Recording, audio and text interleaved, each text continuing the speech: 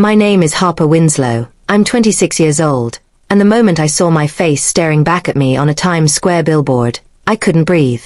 It wasn't the lights, the traffic, or the sheer size of it that stunned me. It was the memory of my parents skipping my graduation, pretending it never happened. I thought I had forgiven them, or at least learned to live without their approval, but seeing their shocked faces in my mind, I made my chest tighten like iron bands. This was the revenge I never imagined, yet it felt hollow without them watching. I grew up in a small town outside Dayton, Ohio, a place where everyone knew everyone's business, and my parents, Victoria and Leonard Winslow, had perfected the art of disappointment. They were always cold, dismissive, measuring my successes against my cousin's achievements or my brother's sports trophies. I wasn't allowed to dream too big. Ambition was dangerous in our family, and any sign of independence was treated like betrayal. I spent years building walls around myself, pretending their opinions didn't matter, but inside, I burned. When I graduated high school, I had wanted nothing more than for them to see me walk across that stage, to smile, to tell me I had made them proud. Instead, they chose a night at a country club with Leonard's old poker buddies. They didn't even send a card.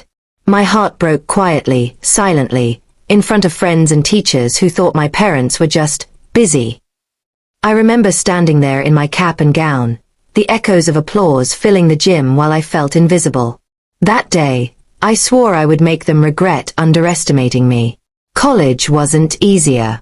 I moved to Boston on a scholarship, working 2 jobs, surviving on instant noodles and determination. I sent letters home that were never answered, phone calls that went to voicemail, birthday cards that disappeared into the void. Yet I thrived, secretly building my own path, applying for internships, and networking like a storm. Every rejection from my parents became fuel, every ignored success a spark to light the fire inside me. By the time I graduated from university, I wasn't just surviving. I was on a trajectory they had tried to deny. After college, I moved to New York City, where I rented a tiny studio apartment and worked in marketing at a startup no one had heard of. I poured every ounce of energy into creating campaigns, learning the ropes, and climbing the corporate ladder. Sleep became optional, coffee became my constant companion, and every late night was a reminder that my success would have to scream louder than my parents' indifference. I didn't just want a job. I wanted power, visibility, something they couldn't ignore even if they tried. The billboard in Times Square wasn't just a random advertisement. It was the culmination of years of planning, late nights, and risk-taking that most 26-year-olds couldn't imagine. My company had just launched a national campaign, and somehow, my face became the centerpiece of the ads. Seeing myself larger than life, illuminated by neon lights, I felt both exhilarated and terrified. This was my moment of reckoning, the silent announcement that I had arrived, whether they chose to notice or not. That night, I imagined their reactions. Victoria, ever poised, would gasp, her manicured hands covering her mouth as she realized she had missed every milestone that mattered. Leonard, who always prided himself on knowing everything before anyone else, would freeze, the poker face cracking, realizing I had outsmarted him in ways he couldn't even begin to understand. It wasn't about money or fame, it was about visibility, about forcing them to finally witness what they had ignored for so long. Yet, beneath the thrill of victory, a small part of me trembled. What if they still didn't care?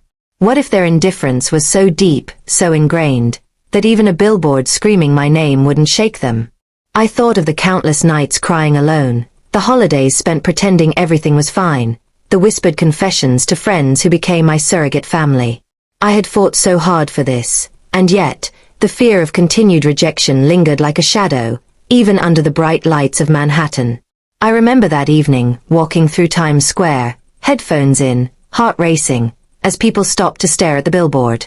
A group of teenagers pointed and laughed, taking pictures, completely unaware that this was more than an advertisement.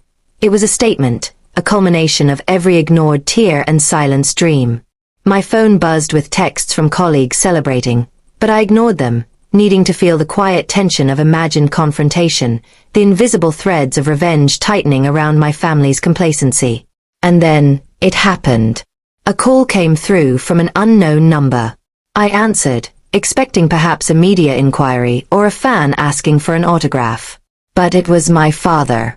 His voice, trembling and uncharacteristically soft, said, "Harper, is that really you?" For a moment, I couldn't speak.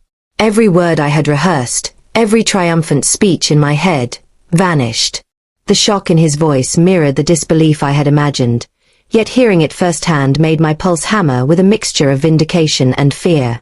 I gritted my teeth, fighting the urge to scream, to cry, to hang up, to let the power of silence be my final revenge. "Yes, it's me," I said, my voice calm, measured, like a conductor directing an orchestra of years-long pain.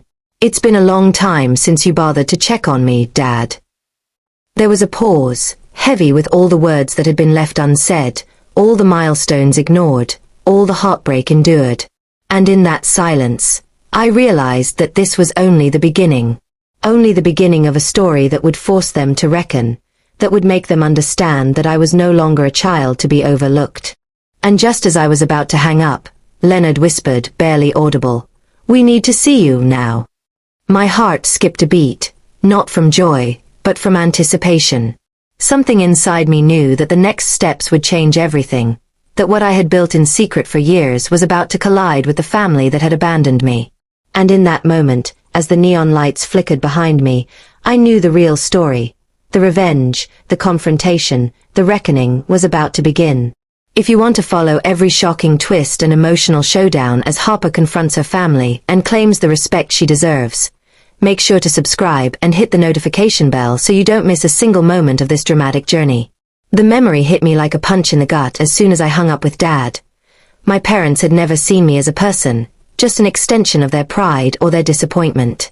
I remember one night in 8th grade, standing in the kitchen after a fight over my report card, and Victoria had thrown my books on the floor, calling me lazy, telling me I'd never amount to anything. I was 12, alone in the cold linoleum kitchen, tears running down my cheeks, while Leonard laughed at the ceiling like it was a comedy show. That night, I swore I'd prove them wrong. Boston had been my first taste of freedom, the first time I realized the world outside Dayton actually mattered. I rented a tiny apartment above a laundromat and worked as a barista during the day, interned at a small marketing firm at night, and barely slept. I learned to survive without them, without their approval, without anyone cheering for me. Every paycheck became a symbol, every late-night email an opportunity to take control of my life. I would never ask them for anything again. I would earn everything, even if it took breaking myself in the process. I remember my first real success, landing a campaign with a mid-sized fashion brand. I stayed in the office until 2 a.m., perfecting every detail, sending mock-ups at the first crack of dawn. When the client approved, I sat alone on my couch, holding the acceptance email as though it were a medal. I called my parents to share the news, hoping for a flicker of pride, a hint that they noticed me. The line went to voicemail, as usual. I stared at the phone and whispered, "One day they'll see." That whisper became my mantra. New York City was supposed to be my ultimate escape, and it became that and more. I hustled harder than anyone else, networking at every event, speaking to every possible connection, letting no opportunity slip by. I learned to dress the part, to sound the part, to command attention without asking permission. My parents' voices still echoed in my head, mocking every ambition, every dream. But in Manhattan, I had a new rhythm, a new family of colleagues, mentors, and strangers who believed in me, or at least wanted to use me. Either way, I thrived. I still remember the nights I cried into my pillow, wondering if I was becoming the person I hated. Cold, calculating, detached. But then I remembered every humiliation, every insult, every ignored birthday and holiday. That anger fueled me, pushed me beyond exhaustion, beyond doubt. Every boardroom presentation, every Billboard campaign, every social media post became a silent letter to them. This is what you missed. This is what you lost. It wasn't just revenge. It was survival. It was reclamation. And then there was the first time I realized the Billboard could happen. My company had been chosen to launch a national brand awareness campaign. The creative director called me into the office late one night. "We want the face of this campaign to be someone people will remember," she said, tapping her laptop. When she showed me the preliminary mock-ups, my heart froze. My face was on the mock-up. I laughed, then cried, then laughed again. I knew in that moment that everything I'd endured, every lonely night and ignored achievement, had led to this. I couldn't sleep that night. I imagined walking down the streets of Manhattan, hearing people whisper, pointing, taking photos of the billboard. I imagined my parents seeing it on the news, on social media, finally realizing the daughter they ignored was unstoppable. But beneath that satisfaction was fear. Fear that the moment wouldn't feel enough. Fear that they might still reject me even now. I understood then that this was bigger than a billboard. It was the first chapter in a reckoning, a confrontation with the past I had spent years running from. Flashbacks of high school came unbidden. Prom night, where my parents didn't attend and my friends tried to console me. The award ceremony where I got first place in science and art, only to see them talking to distant relatives in the hallway, ignoring me completely. I had cried in silence so many times that night. And yet, I survived. Every achievement after that was an armor, a shield, a silent message. You cannot break me, even when you try. I would win, whether they recognized it or not. The next morning, I went to the office early, before anyone else arrived. I stared at the city skyline, thinking of Leonard's sneer and Victoria's icy stare, and I felt something strange, a pulse of excitement under the tension. I wasn't just imagining their shock. I was imagining the first time I'd confront them directly, see their eyes widen in disbelief, hear the stammered apologies they'd never offered before. That anticipation was intoxicating, almost as sweet as the billboard itself. I realized then that revenge wasn't just about making them notice. It was about reclaiming my story. By noon, the first news alerts hit social media. My face was trending. Articles were written. People tagged friends. I stared at my phone, the world reacting to my existence in ways my parents had never bothered to. And then, a message appeared. From Dad. Only 3 words. We need to see you. My chest tightened. This was the moment I had imagined for years, yet nothing had prepared me for the raw, trembling curiosity in his text. I knew I had to decide, confront them now, or let the power simmer, letting them sweat for longer. And in that split second, I realized the reckoning was inevitable, and terrifying. I parked outside the Winslow estate, my hands gripping the steering wheel like I could crush it. The mansion looked smaller than I remembered, but the memories inside loomed larger than life. The same marble floors, the same chandelier I once tried to dust for them at 13, the same echo of footsteps that never followed me with praise. I paused before the door, my chest tight with a mixture of anger and fear. Dad's 3 words, "We need to see you," haunted me. I had rehearsed my words, my expression, my calm, but standing there, I felt every teenage hurt rise like a tidal wave. When Leonard opened the door, his face was pale, the usual arrogance gone, replaced by a thin veneer of shock. Victoria hovered behind him, lips pressed tight, eyes wide as if they had just seen a ghost. I didn't speak. I just stood, letting the silence hang like a verdict. Their mouths opened and closed, trying to find words, and I realized something. This was the first time I had power over them, the first time they were truly at my mercy. The years of invisibility, the ignored birthdays, the skipped graduations, all of it had built to this exact moment. "Harper." Leonard's voice cracked, uneven, unfamiliar. He reached a hand toward me, almost pleading, but I stepped back. My chest burned with the memory of every insult, every ignored achievement. "Why now?" I finally asked, my voice calm but sharp enough to cut glass. Victoria flinched at my tone, as if she hadn't realized I had learned how to wield words like weapons. I watched them both shrink under the weight of my gaze. The tables had turned. The girl they had dismissed was no longer theirs to command. Victoria finally spoke, voice trembling. "We saw the billboard, Harper." "We didn't know." I cut her off, raising a hand. "You didn't know? Or you didn't care?" My words landed like stones, and I could see the flicker of guilt in their eyes. Leonard swallowed hard, looking anywhere but me. We were busy," he muttered, and I laughed, bitter and hollow, thinking of every important moment they had missed.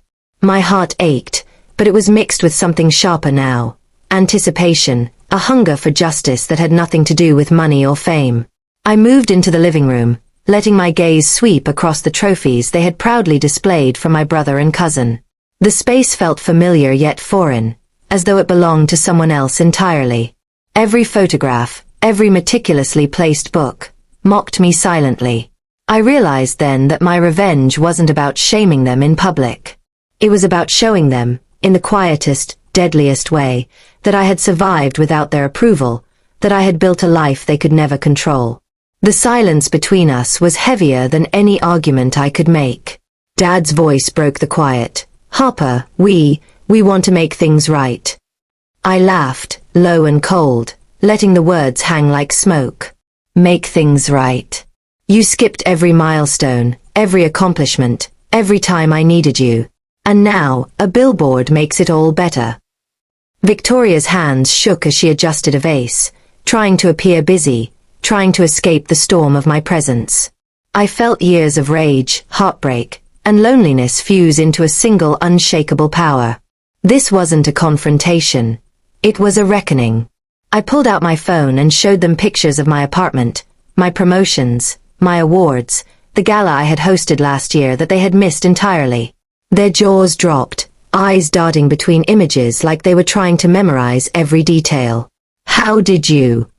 Leonard stammered, voice barely audible. "I did it myself," I said, voice steady. "Without you.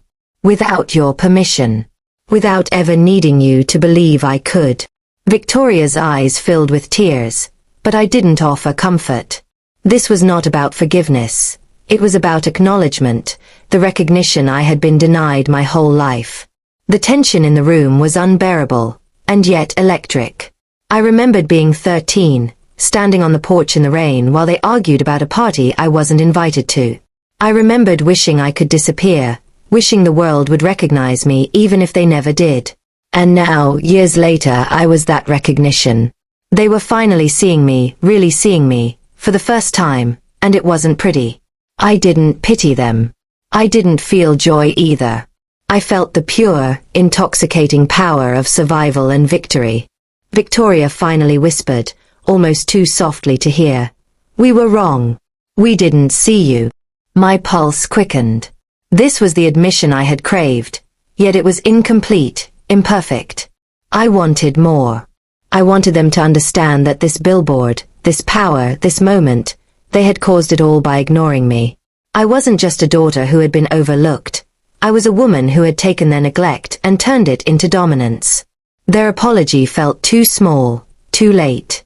And then Leonard said the words that would haunt me forever. We want to come to Boston. We want to see your life, up close."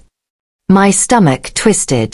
I wanted to scream yes, to invite them in, to show them everything, yet a darker thought crept in. I had the power now. I could decide whether they entered, whether they saw the real Harper Winslow or the polished version they thought they had missed. I realized the true revenge wasn't just in the billboard, the recognition, or even their shock. It was in the choice. I could let them in, or I could make them wait. I smiled, slowly, deliberately, letting the silence stretch longer than they could endure. Their breathing grew uneven, their eyes wide, and I knew I had them. This was only the first chapter of the reckoning. My heart pounded with anticipation, the thrill of knowing that every step I took from here would force them to confront what they had ignored for decades. And in that moment, standing in the house I had once felt invisible in, I knew the next move would change everything. The next move would decide whether I forgave, punished, or completely dismantled the version of family they had tried to define. I spent the night awake, staring at the ceiling of my Boston apartment, replaying every word, every hesitation in my parents' faces. Their request to visit my life, to see everything I had built, was both a victory and a weapon. I knew that I could let them in completely. But why? They had spent my entire childhood teaching me that their approval was the ultimate goal, and now I realized their presence was optional. I could control the narrative. I could decide what they saw, what they felt, and how deeply they would understand the consequences of neglecting me for years. Morning sunlight filtered through the blinds, cutting across the floor, and I realized I had plans to make. Plans not just to let them see me, but to make them tremble with recognition of all they had missed. Every achievement, every triumph, every quiet victory of years past would be presented deliberately. I would craft my life as a mirror, reflecting back to them all their failures as parents. But I wouldn't let it feel like revenge, at least not immediately.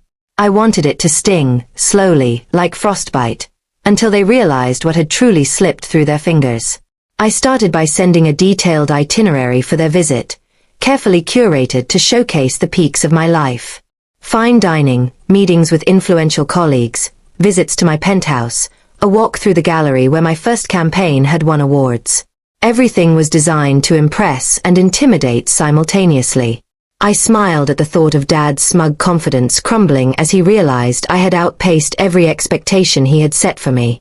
Victoria's charm and composure would falter when confronted with my independence, intelligence, and success. It was subtle, elegant revenge, the kind that leaves scars in the mind rather than the body. When they arrived, I greeted them at the door, perfectly composed, my face calm but my eyes betraying a fire they had never seen. Victoria looked me up and down, her lips pressed tight, while Leonard tried to hide his astonishment behind a polite, brittle smile. The first hour was quiet, formal, each word measured, each gesture deliberate. I let them see my apartment, but only the parts one wanted them to notice. The books I had curated, the awards I had displayed, the notes from colleagues praising my work. I let pride and envy build slowly, a pressure cooker that would eventually explode. Lunch was next. I prepared a menu of their favorite foods, or at least what I remembered they claimed to like decades ago, then presented it with a flourish. "I thought you'd enjoy this," I said softly, watching as they picked at the food, glancing at each other nervously. I could feel the tension in the air, the unspoken acknowledgement that they were guests in a world they had ignored. I let them savor the discomfort of realizing that I could provide luxuries, successes, and memories they had denied me. Each bite was a reminder that I had mastered my life without them. After lunch, I arranged a meeting with my business mentor, a woman whose reputation in the marketing world was formidable. My parents were visibly shocked when she entered, dressed sharply, radiating authority and respect. "Harper is one of the most innovative minds I've ever worked with," she said, glancing at them.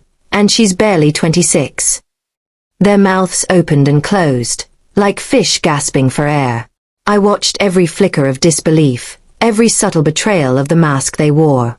This was my symphony, and I was the conductor, orchestrating every reaction, every pang of envy, every pang of recognition.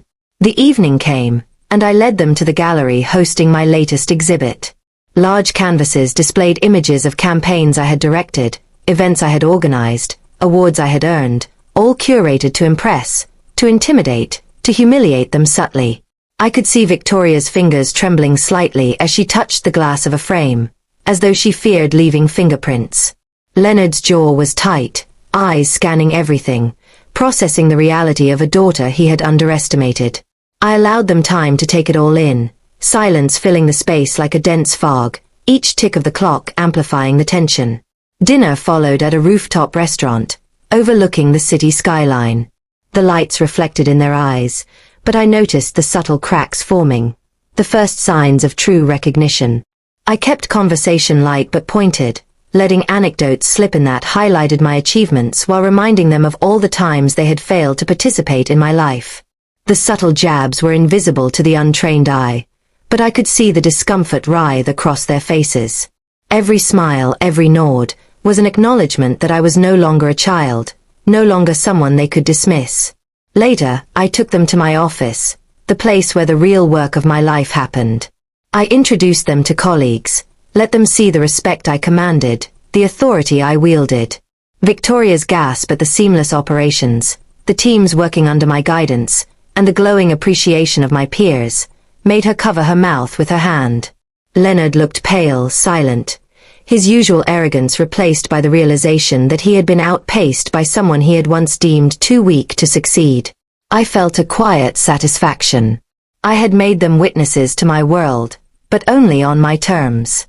As the night drew to a close, we returned to my apartment, and I offered them drinks. I let them settle into chairs, feeling slightly at ease but still tense, as if the full weight of my life hadn't yet hit them. I smiled, calm, letting them digest everything they had just experienced. And just as I prepared to leave them in that fragile state of admiration and guilt, Leonard cleared his throat, voice low, cautious. "Harper, we didn't realize." I cut him off sharply. "You never did," I said, eyes locking with his. "And now you're seeing it for the first time. But seeing isn't enough. Understanding is what you lack. And that is what this visit is truly about." Their eyes widened, and in that instant, I knew the next move in my quiet, brutal orchestration had begun.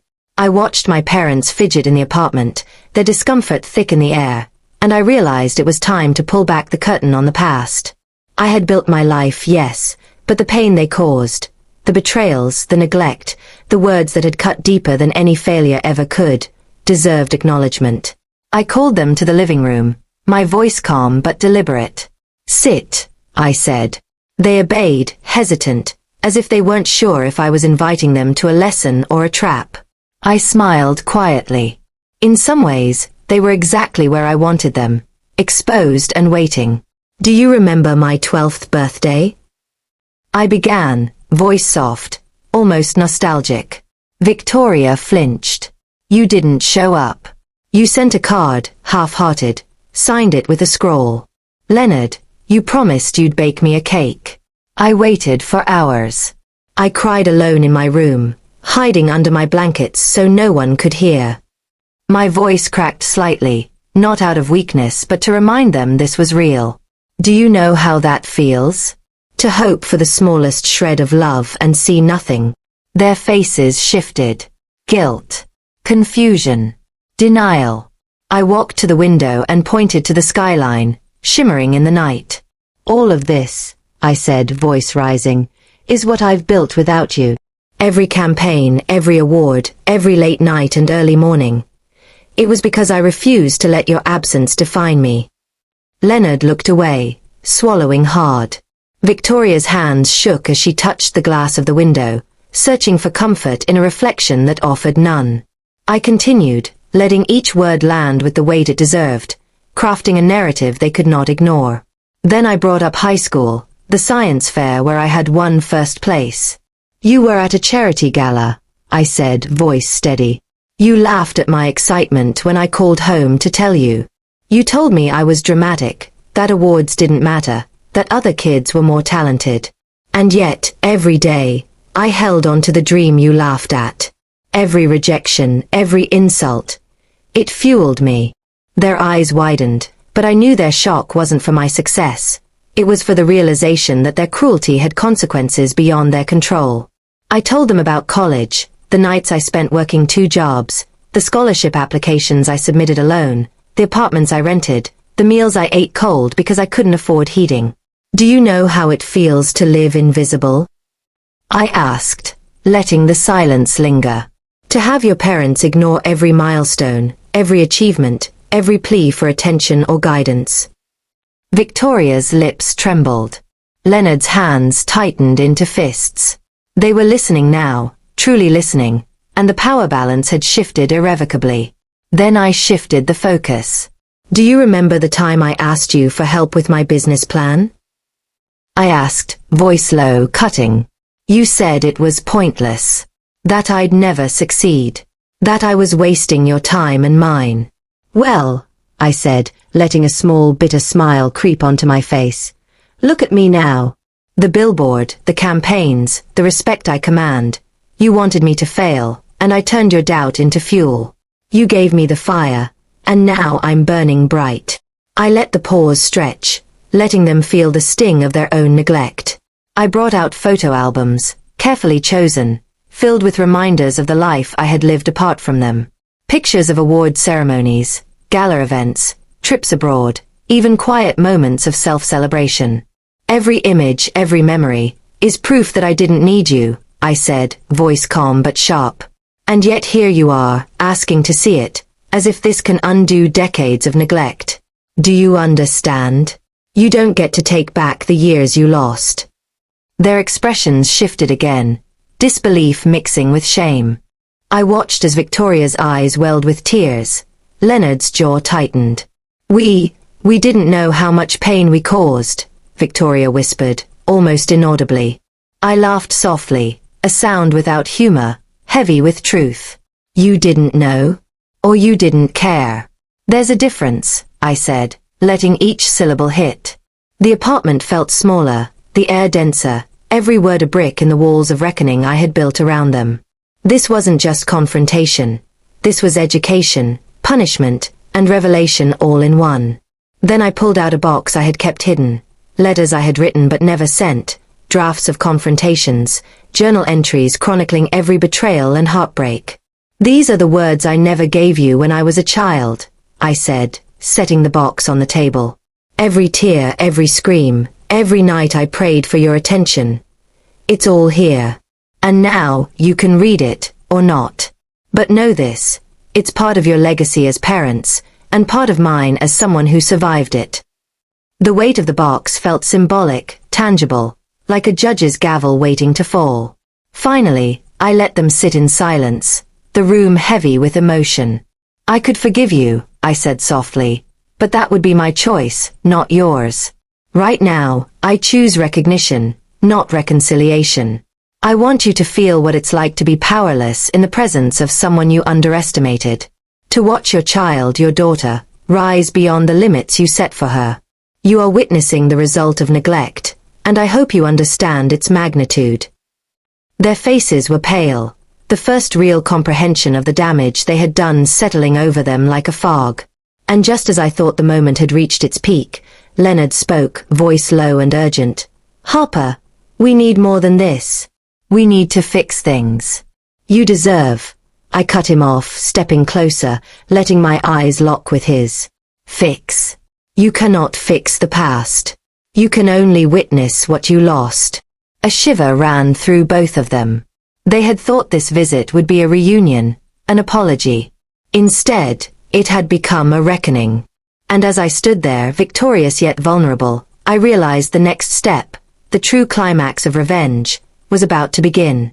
I spent the night awake again, planning the next move in my quiet war. Seeing my parents squirm, realizing the gravity of their neglect, had given me satisfaction, but I wanted more. This wasn't just about recognition anymore. It was about teaching them a lesson they would never forget. I recalled every slight, every birthday forgotten, every achievement ignored. Each one was a card in my deck, and now it was time to play them strategically. By sunrise, I had a plan, not cruel for cruelty's sake, but precise, deliberate, and undeniable. They would feel the weight of what they had done. Morning arrived with gray clouds pressing against the Boston skyline, a mirror to the storm inside me. I dressed carefully, selecting an outfit that exuded power and control, projecting a version of Harper they would never forget. When they appeared in the kitchen for breakfast, their hesitation was palpable. I smiled politely, letting the silence stretch like a taut wire. Every word I chose, every gesture I made, was deliberate. They had underestimated me for 26 years, and now, even a simple greeting carried authority they could neither challenge nor ignore. I served breakfast with precision, the table set like a showcase of my independence. "I thought we'd start with a quiet morning before the day begins," I said, voice even, eyes scanning for any sign of disrespect or doubt. Victoria looked down at her plate, unsure whether to speak, to apologize, or to retreat. Leonard tried to make small talk, but I could see the frustration behind his attempts. I let it linger. This was part of my strategy. Subtle humiliation, the kind that doesn't scream but seeps into the soul, reminding them of every lost moment and every silent tear I had endured. After breakfast, I invited them to tour my office, a space I had painstakingly built from scratch. As they followed me through the hallways, I pointed out the teams I had assembled, projects I had led, and clients who respected my work. Their eyes widened with disbelief. Leonard's jaw tightened. Victoria's fingers clutched the edge of a desk. Every step I took reinforced the reality. I had succeeded without them, and now they were witnesses. I let them admire the space, the achievements, while never once letting them forget that they had been absent every step of the way. Later, I introduced them to my mentor, a woman whose reputation in the marketing world was formidable. I watched as Victoria's composure cracked at the firm handshake, the professional respect that my mentor extended. Leonard, normally quick to interrupt or belittle, sat silently, absorbing every word. The mentor spoke highly of my work, the campaigns I had led, the respect I commanded. My parents were forced to confront the tangible evidence of my success, and I savored the way their pride faltered, replaced by shame, awe, and a dawning realization of all they had neglected. Then I took them to an exclusive gallery where my latest project was displayed, images I had conceptualized, campaigns I had directed, awards I had won. I let them walk the room, pointing out small details they would have overlooked. The strategy behind each piece, the hours of sleepless work, the ingenuity required to succeed where others had failed. Victoria gasped softly. Leonard's breathing quickened. They were beginning to feel the depth of my labor, the intensity of my ambition, and the consequences of their absence. I didn't speak for a long time, letting silence amplify their awe and discomfort.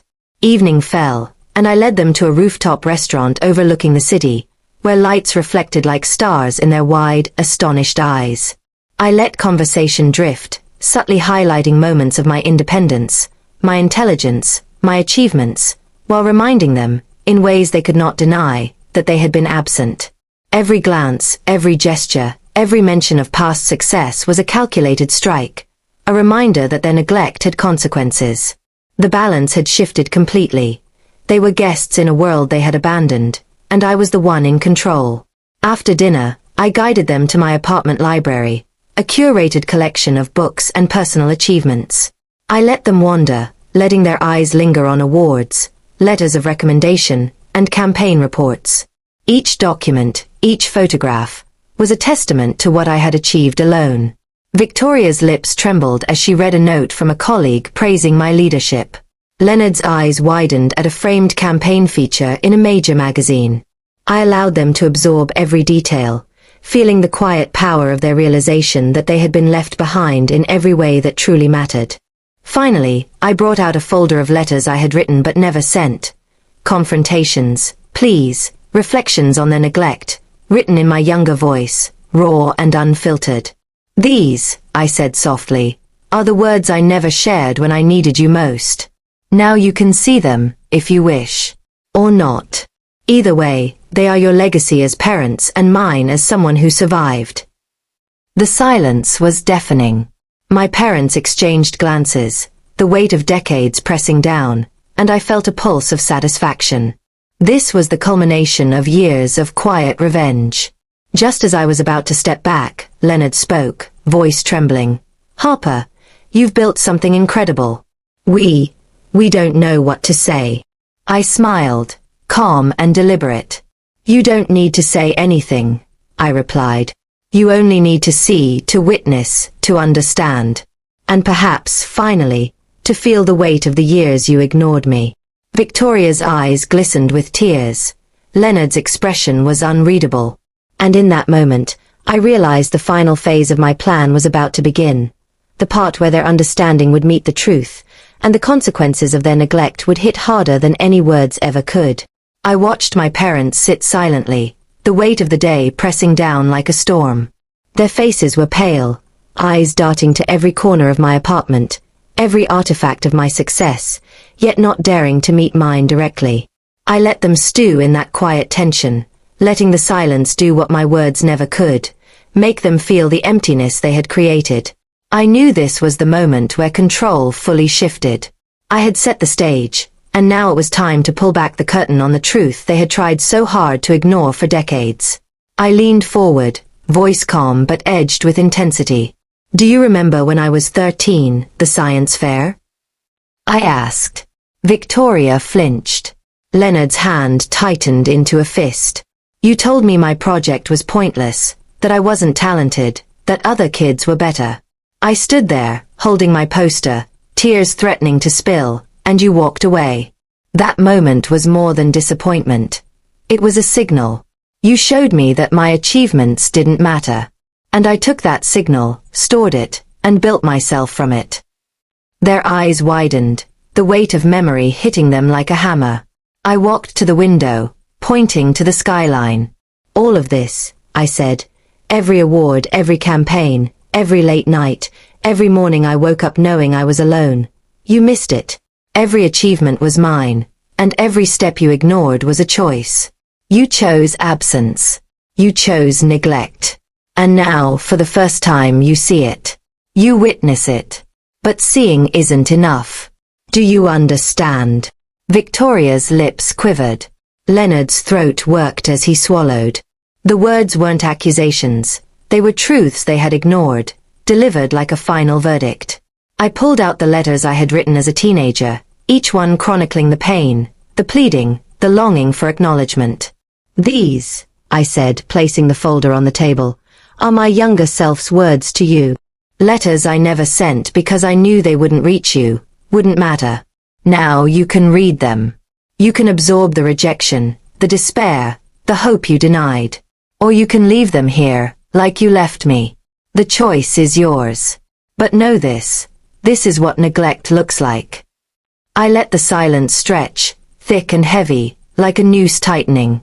Victoria finally whispered, voice trembling, "Harper, we didn't realize." I laughed softly, bitterly. Didn't realize or didn't care? I asked, letting the words hang like steel blades. Leonard looked down, silent. I could see him counting the decades of missed moments, weighing them against the daughter sitting in front of him who had survived, thrived, and conquered. I had become a living testament to resilience, and they had no power over it anymore. This wasn't just confrontation, it was revelation, education, punishment, and vindication all in one. I motioned for them to follow me to the gallery, where images of my campaigns, awards, and events adorned the walls. I let them wander slowly, eyes wide, fingers trembling.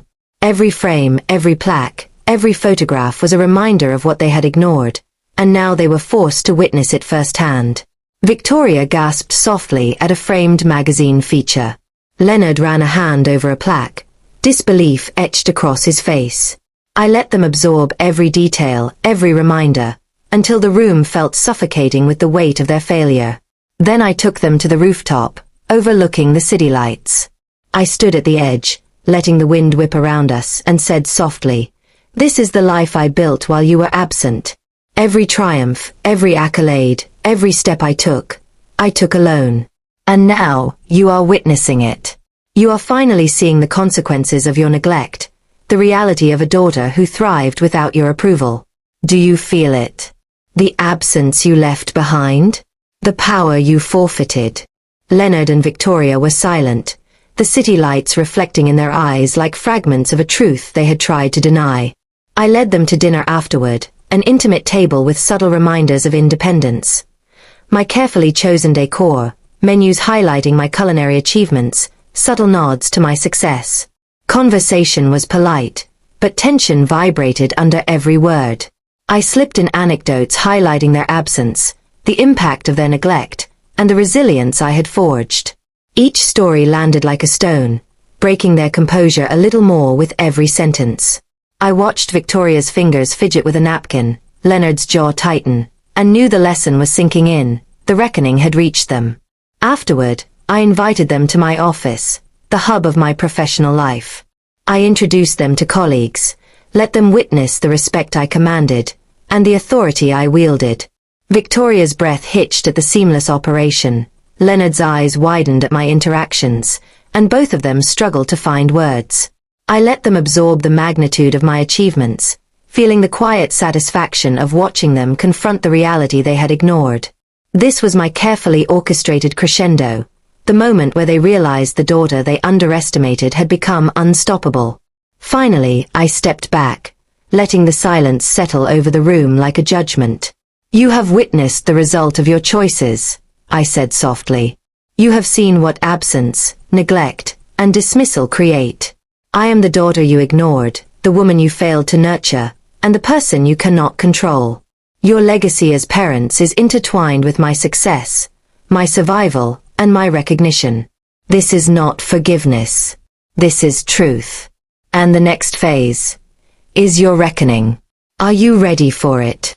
Leonard swallowed hard. Victoria blinked rapidly, and I knew the final act of this long, brutal confrontation was about to begin. The morning light filtered through my apartment, casting a glow that felt almost ceremonial. Today, the final act of their reckoning would begin. I brewed coffee, letting the aroma fill the room like a signal of control. When they appeared, tentative, eyes wary, I smiled softly. Today was no longer about subtle humiliation. Today was about clarity. Every story, every achievement, every choice I had made without them would be laid bare, undeniable and vivid. I knew the moment they realized the depth of my resilience, of my power, of their absence's consequence, would break the facade they had maintained for decades. I began with childhood photographs, images that showed me standing alone in classrooms, at birthday parties, at award ceremonies. Victoria's hand trembled on the first frame. Leonard's jaw tightened. "These are moments you missed," I said quietly, letting the weight settle. "Every milestone you ignored, every smile you withheld, every encouragement you refused, this is what it looks like." Silence filled the room. They tried to speak, but I raised a hand. No words. Just witness. Just see the daughter you never paid attention to, and the woman she became in spite of you. Next, I presented the letters I had written over the years. Diaries, confrontations, essays, and notes to myself, all documenting the pain of their neglect. "These are my private truths," I said, placing the stack before them. "You never got to read them when they mattered, but now, perhaps, they will teach you something you refuse to understand." Victoria's eyes filled with tears. Leonard swallowed hard, and for a moment, the weight of decades pressed down on all three of us. Their discomfort was palpable, their guilt simmering, and I felt the quiet thrill of justice in my chest. I moved on to a wall displaying awards, recognition, and press clippings. "These are the tangible results of a daughter you chose to ignore," I said. "I didn't need you to cheer me on. I didn't need your approval. But I wanted it. And now, all you can do is watch." Leonard's eyes darted over each plaque, each magazine article, each glowing review. Victoria's hand lingered over a framed certificate, and I could see her shaking. I let the silence deepen, savoring the moment when they truly grasped the magnitude of what they had missed. Then came the stories of resilience, college scholarships, late-night work shifts, internships, and the business deals they had never noticed. Every step of my independence, every sleepless night, every sacrifice, I did alone, I said, voice steady. And now you are here, forced to witness it. This is the consequence of absence. This is the reality of neglect. They tried to respond, but their words faltered. Every attempt to excuse or explain faded under the weight of my testimony. The silence became a crucible, burning away their pretense, leaving only truth. I guided them to my office, where my professional life unfolded before their eyes. "Meet the people who make this world recognize me," I said, introducing colleagues who greeted me with respect and admiration. Victoria's gasp betrayed her astonishment. Leonard's eyes widened at the seamless operations and professional command I exerted. I let them wonder, absorb, and marvel, knowing the recognition they had denied me all those years now landed squarely in their laps. They had no control here, only observation. This was the apex of my carefully orchestrated reckoning. Dinner was simple, elegant, and deliberate. I told stories of achievements they had missed, subtly weaving in the moments they had laughed at or dismissed. Each anecdote was a dagger, each glance a mirror. They were forced to confront their neglect without words from me even needing to be cruel. Their shame grew with every passing minute, yet I remained composed, letting their guilt fester naturally. The slow burn of realization was far more effective than confrontation. I could see their internal struggle as they realized the depth of my growth and the breadth of their failure. Finally, I presented the culmination of my plan, a video compilation of my life, from childhood moments they ignored to professional triumphs they refused to attend. "Watch," I said softly, as they huddled on the couch. The images, the memories, the undeniable proof of resilience and achievement played out on the screen. Victoria's shoulders shook. Leonard's face was pale. Tears welled in their eyes, not for me, but for the years they had lost, the moments they could never reclaim. I let them watch, letting silence speak louder than any words could. As the final frames played, I stood behind them, quiet, composed, watching every reaction. "You see now," I whispered, "what neglect truly costs. You see what a daughter can become when left to her own devices. You see that love is not given, it's earned, acknowledged, and reciprocated. You failed at the first, but you cannot diminish the second. And now, this is the life you witness, the daughter you helped forge through absence and indifference." Leonard and Victoria sat in stunned silence, understanding, finally, the full consequence of their choices. And then, I left the room, leaving them to absorb it fully. No words, no explanations, just the echo of decades of neglect and the brilliance of a daughter they could no longer control. I had given them everything they needed to understand, and now, the reckoning was complete. But as I walked away, I realized the final, most delicate piece of revenge, one that required patience, silence, and the slow burn of acknowledgement, was yet to come. And in that quiet triumph, I smiled, knowing the last chapter of their reckoning would be unforgettable. I woke to the sound of rain tapping against my window, a rhythmic reminder that storms don't announce themselves, they just arrive. Today, the final piece of my plan would unfold. I moved quietly through my apartment, letting every step echo in the empty halls. I remembered every slight, every ignored achievement, every birthday they had skipped. The truth had been laid bare, yet the most powerful revelation was still to come. I wasn't just showing them what they had missed. I was about to reveal a secret that would shake the very foundation of their pride and force them to confront me, fully. I prepared the dining room for breakfast, simple, elegant, and carefully curated. As they entered, hesitation and uncertainty danced in their eyes. They had seen my life, my achievements, my resilience, yet today would be different. I needed them to feel not only recognition, but the consequences of the past, the depth of absence, and the weight of choices they had made. Every detail mattered, the placement of chairs, the lighting, the subtle evidence of independence and strength woven into the room. It was quiet, deliberate, like setting the stage for a climax they would never forget. "Good morning," I said, voice soft, calm, but charged with intensity. Their eyes met mine, searching, unsure, fragile. "Sit," I said, and they obeyed without question. I poured coffee, careful to maintain composure while letting the tension grow. This was no longer about conversation. It was about revelation. I placed a sealed envelope in front of each of them, a letter they could open only together. "Inside," I said softly, "is the truth you've ignored for decades. Read it carefully. Every word is real. Every word is necessary." Their hands trembled as they reached for the envelopes. I watched as Leonard opened his envelope, reading slowly, eyes widening with every sentence. The letter detailed secrets of the family, the betrayals, the manipulations, and my careful documentation of every injustice they had committed. Victoria's face paled as she realized the depth of my memory, the meticulous care I had taken to record every slight, every ignored achievement, every cruel word. They were forced to confront not just their neglect, but the subtle ways they had attempted to control and diminish me. Their guilt and awe grew with every line. Then, I guided them through the second envelope, containing photographs, documents, and proof of milestones they had missed.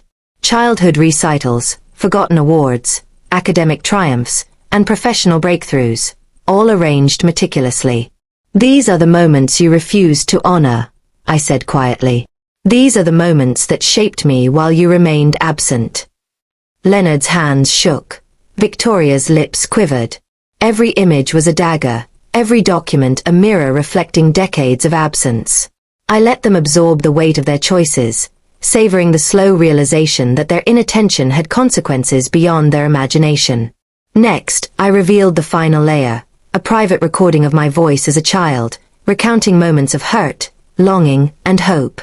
The sound of my young voice, raw and unfiltered, filled the room. They flinched at the memories they had ignored, each word a vivid reminder of the daughter they had overlooked. "I never stopped wanting your attention," the recording said, but I learned to survive without it.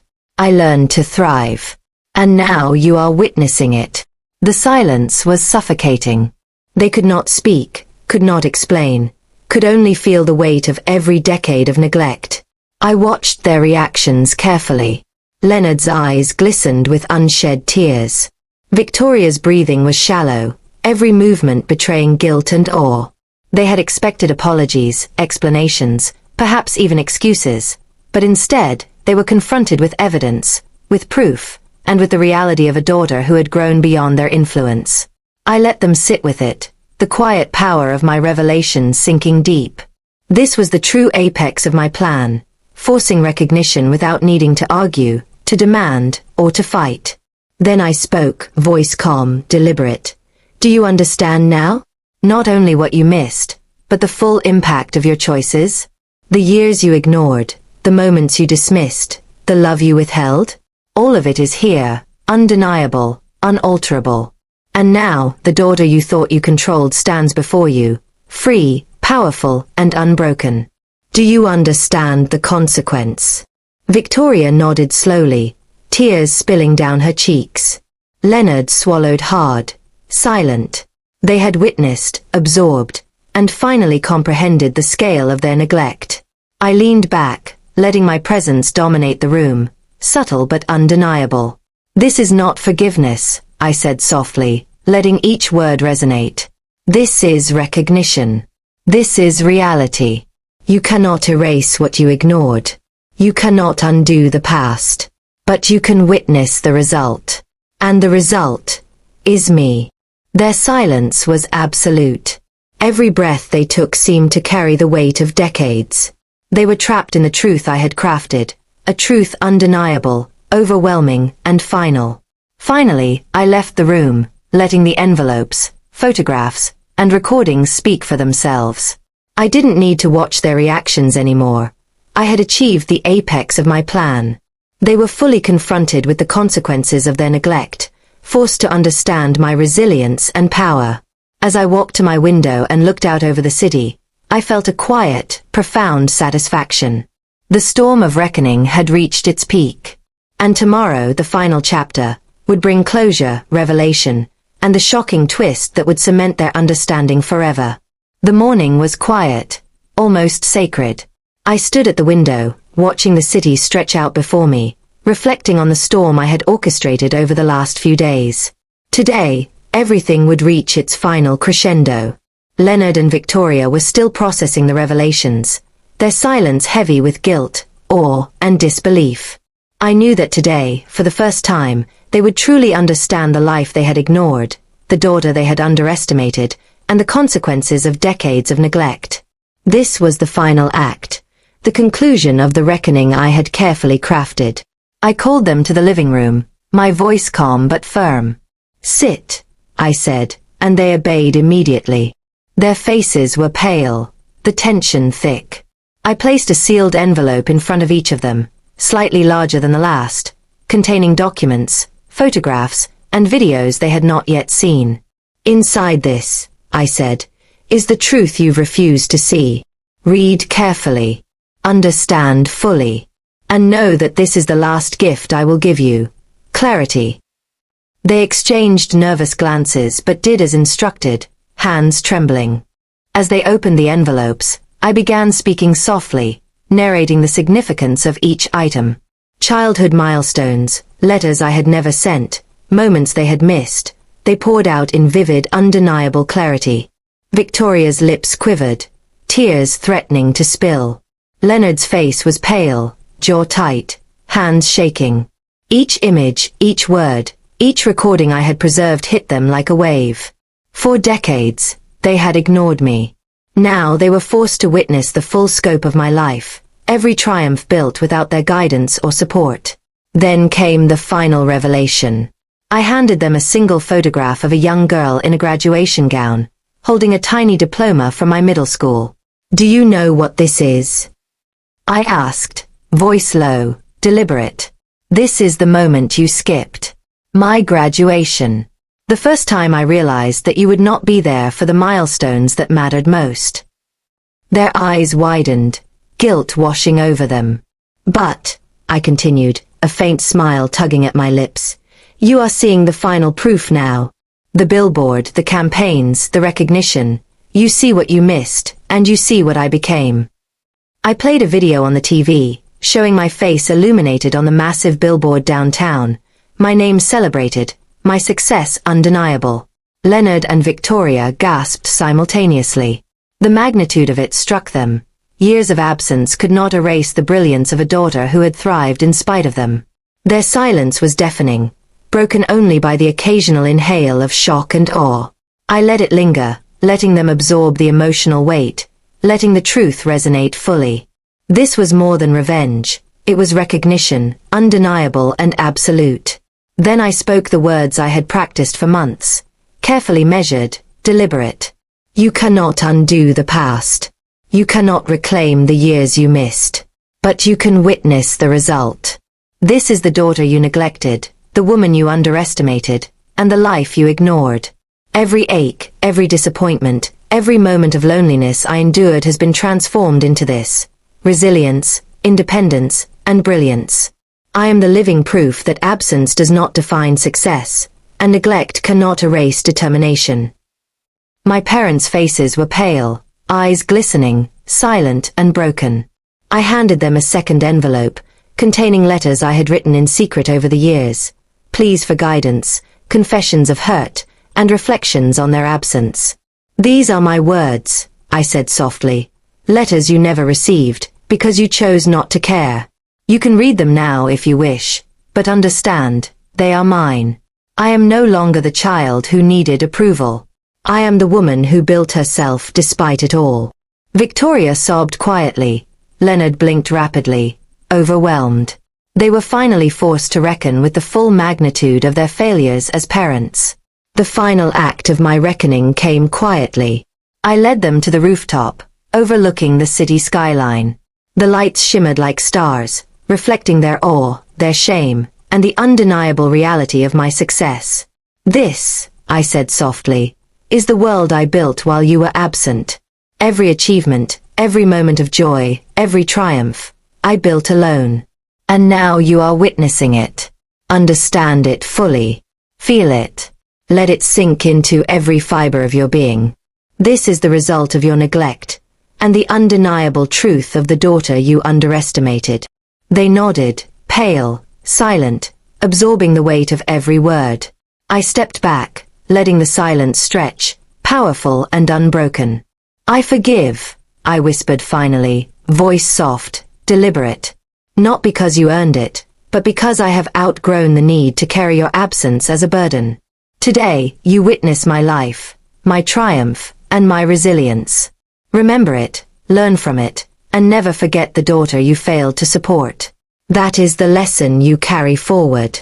Leonard and Victoria sat motionless, eyes glistening, taking in the final brutal clarity of decades of neglect. As the night deepened, I left them on the rooftop, silent and reflective, letting the city lights illuminate their understanding. My work was complete. They had been confronted, forced to reckon, and made to witness a daughter who had conquered everything they tried to control. I breathed in the cool night air, letting the weight of victory settle over me. This was not just revenge. It was empowerment, recognition, and the unshakable truth that I had survived, thrived, and become unstoppable. Thank you for following Harper's journey. If you felt the power of this story, the emotional twists, and the resilience of someone overcoming neglect, please like, share, and subscribe. Your support allows these stories to continue, to inspire, and to remind everyone that even in the darkest moments, strength and justice can prevail.